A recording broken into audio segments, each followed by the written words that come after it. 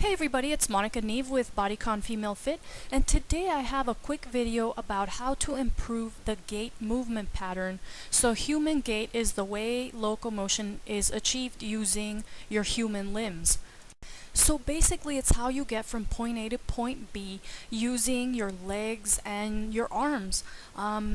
Whether that's walking, running, sprinting, or rowing a kayak or a canoe or anything else, or climbing even, that also requires some upper body movement, not just lower body movement. So if you're going to, even if you're only going to be doing fat loss exercises like mountain climbers and traveling squats or jumping lunges, or step ups or anything that kind of resembles locomotion, then the stronger you are in certain areas of your body, the better you're going to be able to perform those movements, and the more effective all your fat loss workouts are going to be.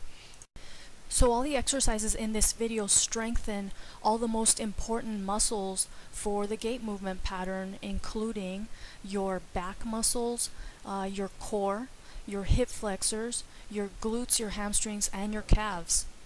Alright, so the first exercise is a scapular retraction back extension on the stability ball. This is really great for improving posture, and it also strengthens your entire back and your glutes as well. All these muscles are really important if you're going to be doing any kind of incline work, whether that be on a treadmill or outdoors like you saw in a lot of my pictures. I actually do a lot of my cardio training outdoors. That's the type of cardio that I enjoy. And going up hills requires a lot of glute power, and good posture, because if you start to hunch forward, moving becomes a lot more challenging. So you want to be as efficient at moving as you can so that you can move more quickly and burn more fat and calories. Alright, so the next exercise is a stability ball leg curl, and this is the same as if you went to the gym and did the leg curl machine, except that because you're not on a machine, this exercise actually trains your butt and your core as well, which are both really important for the gait movement pattern. If you can do the single leg version, that's a little bit more challenging, and it definitely works your core a lot harder. If you're going to do this exercise, make sure that your palms are facing up so that you have really excellent posture, and of course always contract your deep abdominals as you're going up and down for better stability. So how often should you be doing this type of training?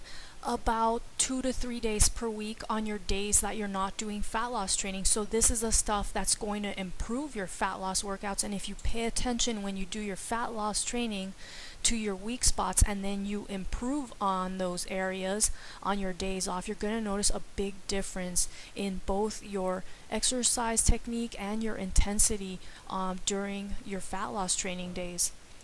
Alright, so the next exercise is a step up with hip extension and tricep extension, and this mimics walking, running, and sprinting movement. So if you plan on doing, high knees running in place, or even jump rope drills, or also mountain climbers or mountain runners, anything like that, that mimics like a running and sprinting pattern, this is going to help you to move a lot faster when you're doing those fat loss exercises, which means more calories and more fat burning for you.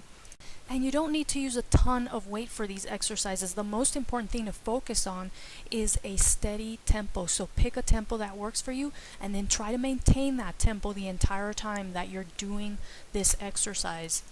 Alright, so this next exercise improves cardio endurance as well as muscular endurance in the quads, the hip flexors, and also core stability. And also, because you're tossing the ball, you're going to be improving your arm endurance. So all this stuff is going to help you to move a lot faster and more efficiently when you're doing any cardio type exercise for fat loss. Again, with this exercise, you don't need a ton of weight for it to be effective.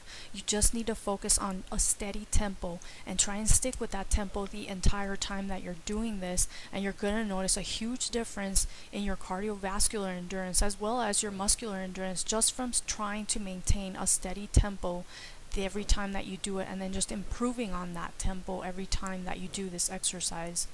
Alright, so now that we've focused on the larger muscle groups, we're going to move on to some of the smaller muscle groups that really matter when doing the gait movement pattern or any kind of cardio type movement. So this exercise strengthens your hip flexors and also your glutes and your hamstrings a little bit. You're just going to focus on really using your hip flexor muscles, not your abdominals or your thigh, to bring that knee up to hip level. You don't need to use a ton of weight. Again, just focus on steady movement and trying to keep a steady pace as you're doing the exercise. And once you're finished with this exercise on that side, you're just going to stay on the same side and do calf raises, just adding a little bit of weight by placing that weighted leg on top of the working leg.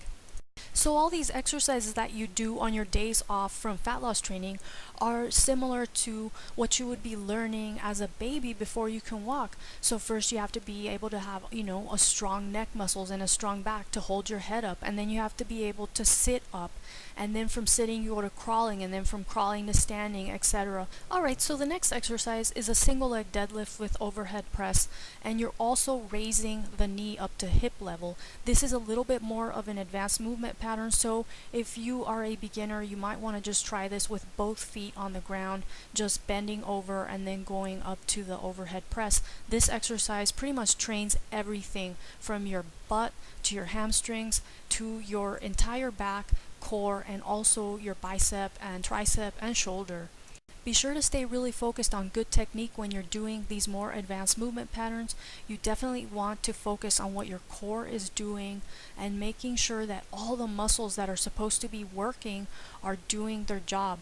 It's better to do fewer reps with really excellent form than to do a lot of reps with sloppy form, because then you're just training dysfunction. Finally, the last exercise is a really fun core move that also strengthens your arms, shoulders, your entire back, and your butt muscles if you're doing the single leg version.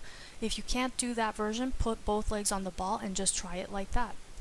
Again, focus on really excellent technique, and remember that the more functional your body is, the more efficiently you're going to move, and the more fat and calories you're going to be able to burn when you're doing your fat loss training. Anyways, I hope you've enjoyed this video and that it has been helpful. If you need more fat loss tips and exercises for stubborn female fat and slow weight loss, be sure to stop by Bodycon Female Fit and subscribe to my newsletter. Thank you so much for watching.